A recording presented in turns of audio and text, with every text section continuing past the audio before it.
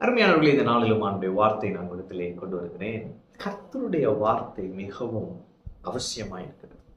இந்த கர்த்தருடைய வார்த்தையை நாம் ஒவ்வொரு நாளும் படித்து தியானிப்பது ரொம்ப அவசியமா இருக்கு.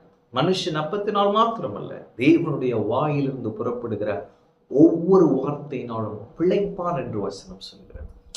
அப்ப இந்த வார்த்தையை நாம் படிக்க வேண்டும், தியானிக்க வேண்டும், அறிக்கை செய்ய வேண்டும், மனதிலே சிந்தித்துக் கொண்டே இருக்க வேண்டும். இந்த வார்த்தையின்படி நம்முடைய வாழ்க்கை மாற வேண்டும்.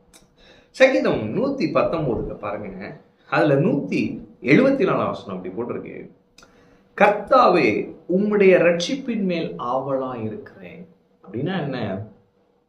நீர் என்னை ரட்சிப்பீர் என்று உம்முடைய ரட்சிப்பிற்காக நான் ஆவலாய் காத்திருக்கிறேன், எதிர்பார்த்திருக்கிறேன். உம்முடைய வேதம் என் மன மகிழ்ச்சி. அப்ப அவருடைய ரட்சிப்புக்கும் அவருடைய வேதத்திற்கும் ஒரு கனெக்ஷன் இருக்கு. கர்த்தருடைய வேதம் என் மன மகிழ்ச்சியா இருக்கும் பொழுது கர்த்தருடைய ரட்சிப்பு எனக்கு ஆவலாய் நிற்கும். நான் ஆவலாய் எதிர்பார்த்திருப்பேன். அவர் என்னை நிச்சயம் ரட்சிப்பார் என்று. அவர் நிச்சயம் என்னை ரட்சிப்பார். அவர் சொல்லாகும், அவர் கட்டளையிட நிற்கும். அவருடைய வார்த்தை என் மன மகிழ்ச்சி. நான் சொல்றேன், நம்ம வாழ்க்கையில தேவன் கொடுக்கும் ஆசீர்வாதங்களை பார்க்கிலும் இந்த தேவனுடைய வார்த்தை நம் மன மகிழ்ச்சியா இருக்க வேண்டும். கர்த்தருடைய வார்த்தை நம் மன மகிழ்ச்சியா இருக்கும் பொழுது நம்முடைய இருதயத்தின் வேண்டுதல்களை அவர் நமக்கு அருள் செய்வார். கர்த்தரில் மனமகிழ்ச்சியாயிரு, அவர் உன் இருதயத்தின் வேண்டுதல்களை உனக்கு அருள் செய்வார். அப்ப கர்த்தரில் மனமகிழ்ச்சியா இருக்கிறது எப்படி அப்படின்னா, கர்த்தருடைய வேதத்தை தியானித்து இந்த வேதம் தான் என் மனமகிழ்ச்சின்னு சொல்றப்ப, அப்ப கர்த்தரருளும் ஆசீர்வாதம், கர்த்தரருளும் நன்மை, அவர் எனக்கு கொடுக்கிற பணத்தினால நான் சந்தோஷமா இருக்கேன், அவர் எனக்கு கொடுக்கிற சுகத்தினால சந்தோஷமா இருக்கேன். இல்ல, கர்த்தருடைய வார்த்தையே என் மன மகிழ்ச்சி. எதுவும் என்னை சந்தோஷப்படுத்தாது, எதுவும் எனக்கு சந்தோஷத்தை கொடுக்க முடியாது. கர்த்தருடைய வார்த்தை தான், இந்த வார்த்தை தான் என் மன மகிழ்ச்சி. இப்படி நம்ம வாழ்க்கையை மாற வேண்டும்.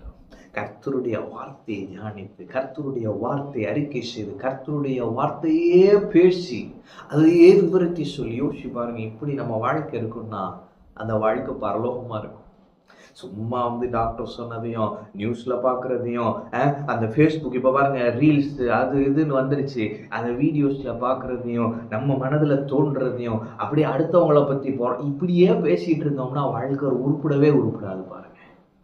ஆனா கர்த்தருடைய வார்த்தையை படித்து, இந்த கர்த்தருடைய வார்த்தையவே அறிக்கை செய்துட்டு, இன்னைக்கு இதை படிச்சேன், எவ்வளவு பெரிய வெளிப்பாடு, இப்படி நம்ம பேசும் பொழுது அங்கே விசுவாசம் பிறக்கும், நம்பிக்கை பிறக்கும், பரலோகம் வெளிப்படும். அவன் அப்ப இன்னைக்கு ஒண்ணுதான் என்னன்னா, இந்த கர்த்தருடைய வேதம் என் மன மகிழ்ச்சி.